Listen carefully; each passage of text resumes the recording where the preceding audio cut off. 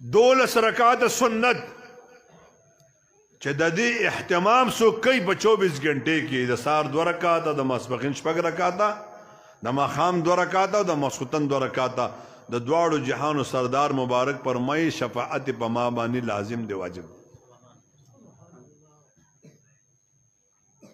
علماء ذکر کړی دي چې د فرایض شپول دا واجبات دي، د واجبات شپول دا سنن دي، او د سنن شپول دا مستحبات دي. مستحبات باندې پابندي کوا، سنتونه به دي آلریډي په ژوند کې وي، سنتونو باندې اهتمام کوي، واجبات به دي آلریډي په ژوند کې وي، چې واجبات کوي فرایض به آلریډي پوره کوي.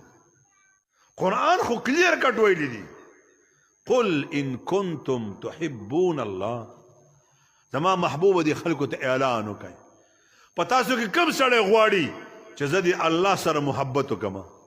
تاسو کې څوک غواړي الله سره محبت؟ ټول غواړو.